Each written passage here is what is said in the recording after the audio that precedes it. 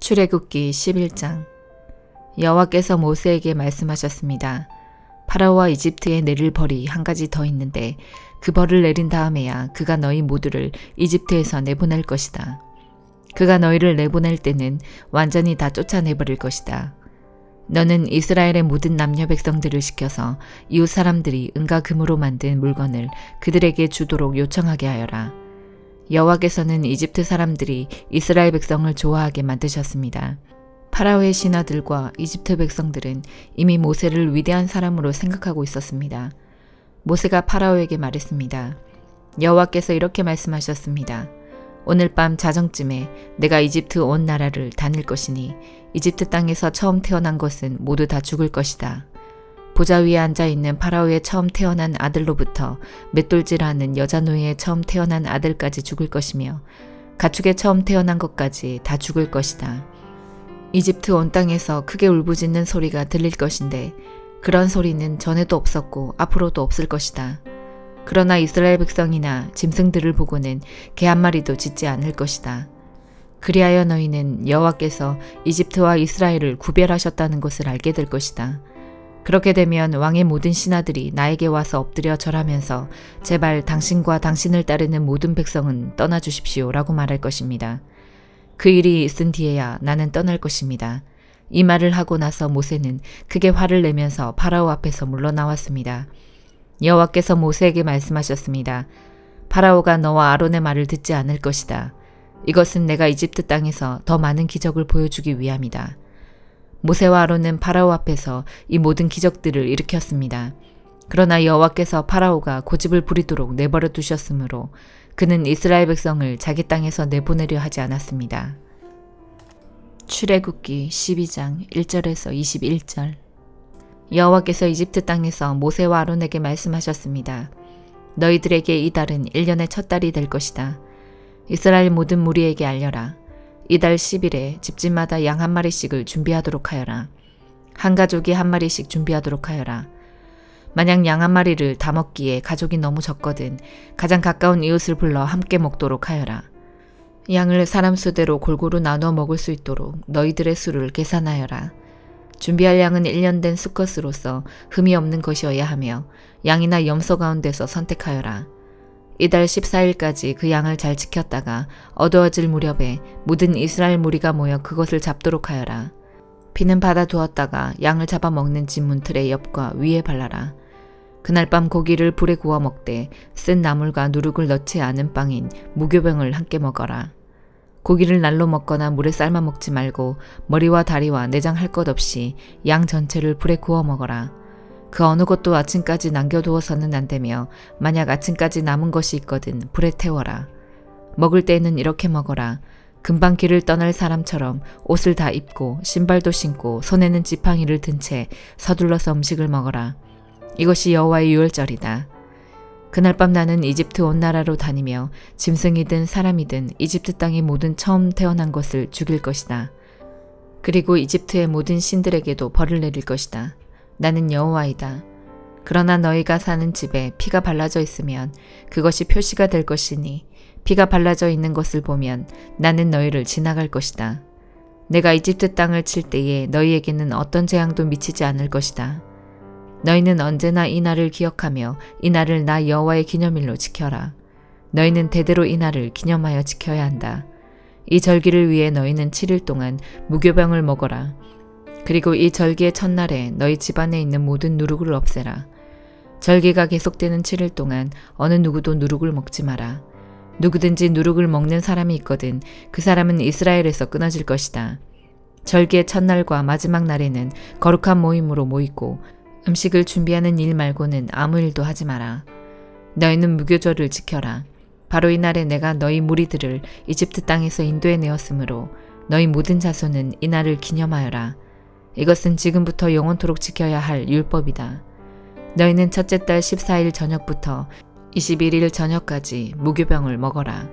7일 동안 너희 집에는 누룩이 없어야 하고 이 기간 동안 누룩을 먹는 사람은 이스라엘 사람이든 이스라엘 사람이 아니든 이스라엘의 백성 중에서 끊어질 것이다. 이 절기 동안에 너희는 누룩을 먹어서는 안 되며 너희가 어디에서 살든지 무교병을 먹어야 한다. 모세가 이스라엘의 모든 장로들을 불러서 말했습니다. 가서 여러분의 가족을 위해 어린 양을 고른 다음에 그것을 잡아 유월절을 지키십시오. 누가복음 14장. 안식일에 예수님께서 음식을 드시러 어느 한 바리새파 지도자의 집에 들어가셨습니다. 사람들이 예수님을 가까이서 지켜보고 있었습니다. 그때 수종병 환자 한 사람이 예수님 앞에 나타났습니다. 예수님께서 율법학자들과 바리새파 사람들에게 말씀하셨습니다. 안식일에 병을 고치는 것이 옳으냐 옳지 않으냐. 그러나 사람들은 잠잠했습니다. 예수님께서 병자를 붙잡고 그를 고쳐주셨습니다. 그리고 그를 보냈습니다.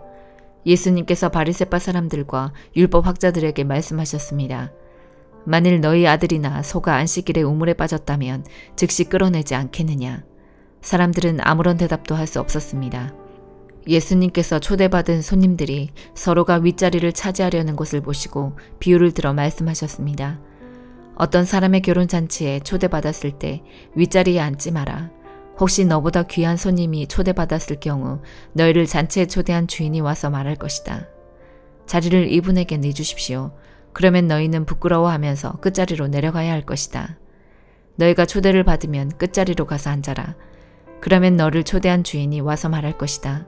친구여, 윗자리로 올라앉으시오. 그러면 다른 모든 잔치 손님들이 보는 앞에서 영광을 얻을 것이다. 자신을 높이는 사람은 낮아지고 자신을 낮추는 사람은 높아질 것이다. 예수님께서 초대한 사람에게도 말씀하셨습니다. 너는 점심이나 저녁을 차려놓고 네 친구들, 형제들, 친척들, 그리고 부유한 이웃들을 초대하지 마라. 이들은 너를 도로 초대하여 보답을 한다.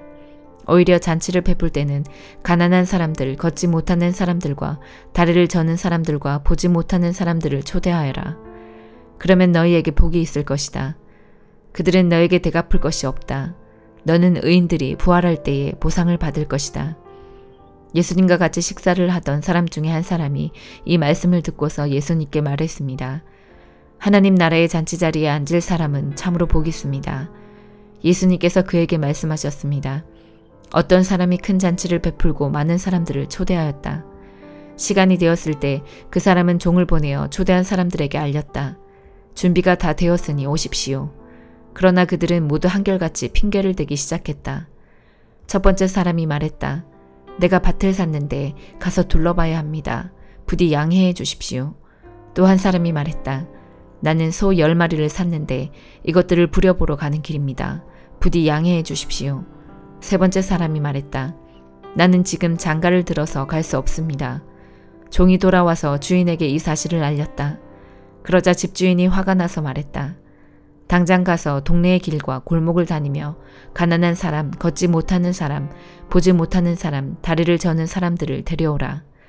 그 후에 종이 말했다.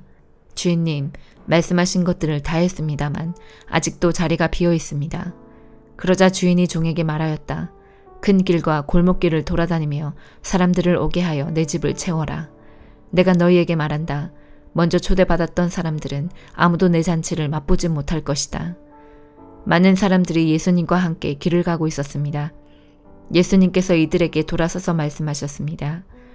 누구든지 내게로 오면서 자신의 아버지, 어머니, 아내, 자녀, 형제 혹은 자매를 미워하지 않으면 그리고 더 나아가 자신의 목숨까지도 미워하지 않으면 내 제자가 될 수 없다. 누구든지 자기 십자가를 지고 나를 따르지 않는 사람은 내 제자가 될 수 없다. 너희 가운데 한 사람이 탑을 세우려고 하는데 우선 앉아서 이 일을 완성하는 데 얼마의 비용이 들지 따져볼 것이 아니냐. 만일 기초공사만 하고 완성할 수 없게 되면 보던 사람들이 모두 너를 비웃기 시작할 것이다. 그리고 이 사람이 공사를 시작만 하고 끝내지는 못했다라고 말할 것이다. 만일 어떤 임금이 다른 왕과 전쟁을 하러 나갈 때 우선 앉아서 10,000명 군사로 20,000명의 군사를 이끌고 오는 자를 이길 수 있을지 헤아려 보지 않겠느냐. 이길 수 없다면 아직 적군이 멀리 있을 때에 특사를 보내어 평화조약을 제의할 것이다. 이와 같이 너희 가운데 누구든지 가지고 있는 모든 것을 버리지 않으면 내 제자가 될 수 없다. 소금은 좋은 것이지만 만일 그 맛을 잃어버리면 무엇으로 다시 짠맛을 내겠느냐. 그것은 땅에도 거름에도 아무 쓸모없어 밖에 던져질 것이다. 들을 귀 있는 사람은 들어라. 욥기 29장. 욥이 자기 말을 이어 이렇게 말했습니다. 아, 지나간 날들이여. 하나님께서 나를 지켜주시던 그 옛날이 그립구나. 그때 그분의 등불이 내 머리를 비추어서 그분의 빛으로 어둠 속에서 안전하게 걸었는데, 내가 한창 힘이 넘칠 때 하나님과 집에서 달콤한 교제를 나누던 날들, 전능자께서 나와 함께 하시던 날들, 내 자녀들이 나와 함께 있던 그 날들, 우유로 발을 씻으며 반석에서 기름이 시내처럼 흘러내렸던 그 시절, 성문에 나가서 성문 앞 광장에 높은 자리에 앉았던 그 시절, 젊은이들은 나를 보고 길 옆으로 비켜서고 노인들은 일어나서 경의를 표하며 백성의 지도자들도 하던 말을 멈추고 손으로 입을 가렸지. 귀족들도 소리를 낮추고 혀가 입천장에 바짝 붙은 것처럼 말소리를 줄였지. 내 말을 들은 자는 나를 복되다 했고 나를 본 자는 모두 나를 칭찬했지. 도움을 바라는 가난한 자들을 돌보고 도울 자 없던 고아들을 살폈기 때문이지. 희망을 거의 잃은 자들도 나를 축복해 주었고 과부들도 기뻐서 나에 대해 노래했지. 그때 나는 의로움의 옷을 입고 정직함을 관처럼 머리에 썼지. 나는 보지 못하는 사람의 두 눈이 되었고 다리를 저는 사람들에게는 두 발이 되어 주었어. 가난한 사람에게는 아버지가 되어주고 낯선 사람도 돌보아 주었지. 악인의 턱을 부수고 그 이 사이에 물린 희생자들을 건져주었지. 그러면서 난 오래 살다가 내 보금자리에서 죽겠지라고 생각했는데 내 뿌리는 물가로 뻗어나가고 가지는 밤새 내린 이슬에 젖었지. 나는 언제나 영광스러운 존재였고 내 힘은 늘 커져갔지.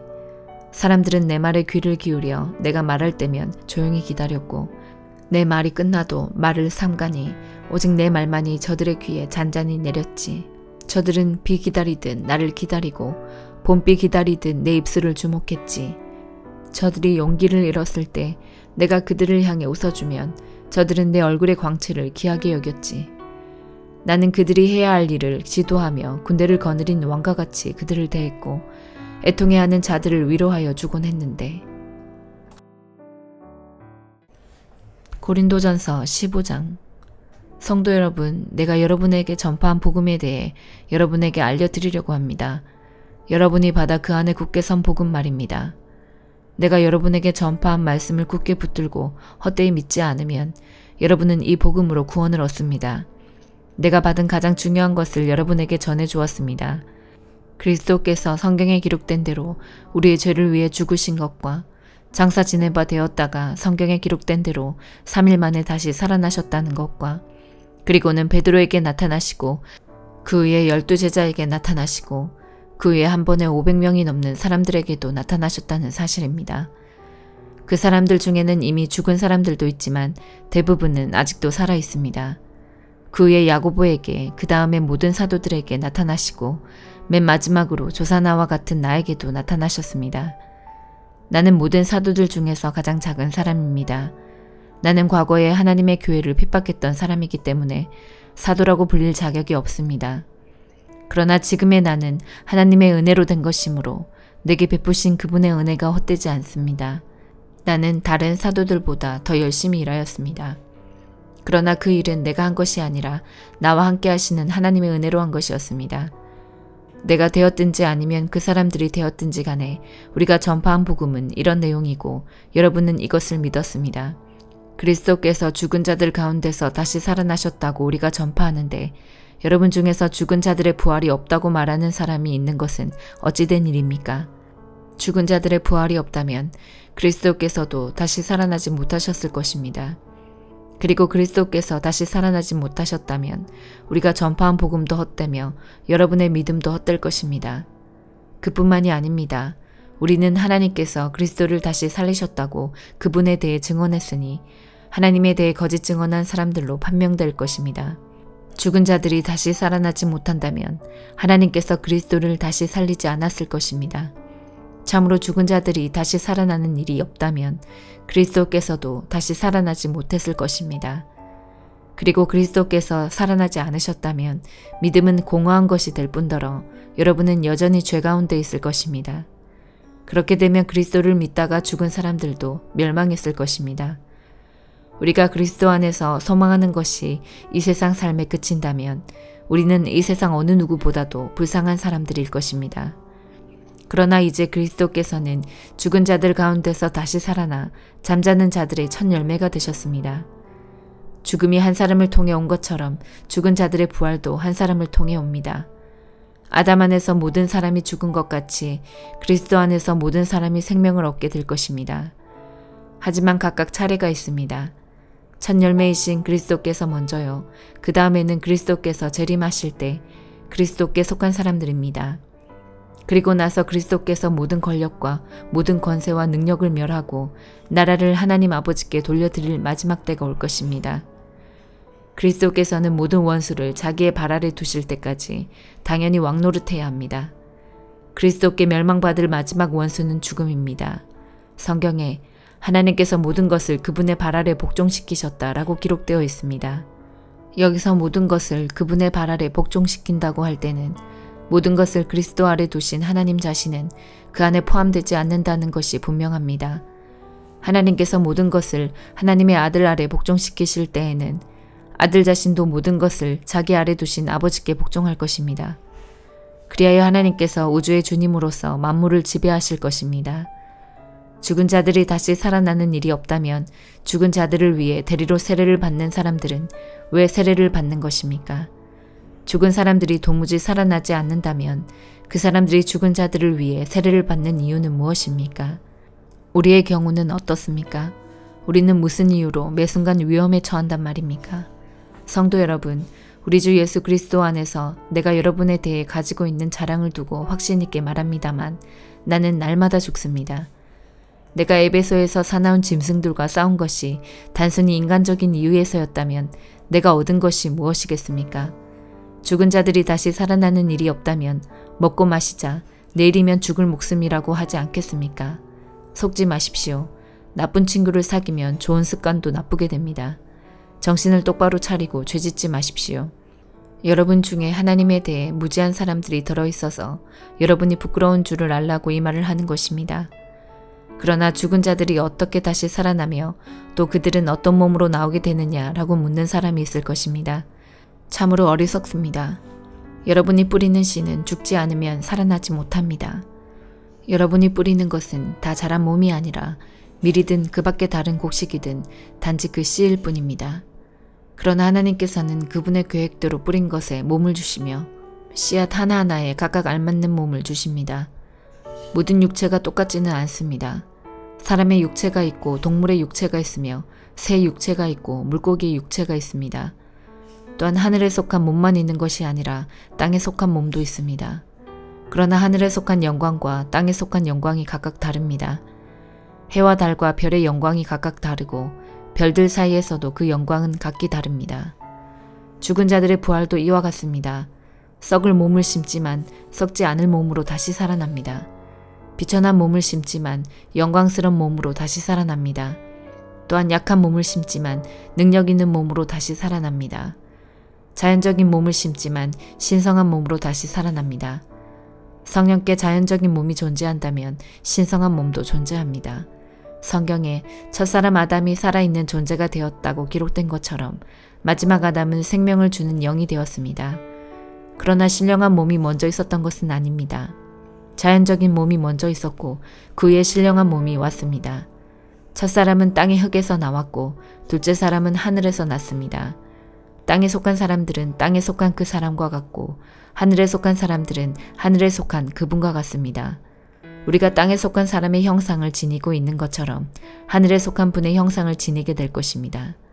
성도 여러분, 내가 분명히 선언하거니와 육체와 피는 하나님의 나라를 상속받을 수 없으며 썩는 것은 썩지 아니하는 것을 상속받을 수 없습니다.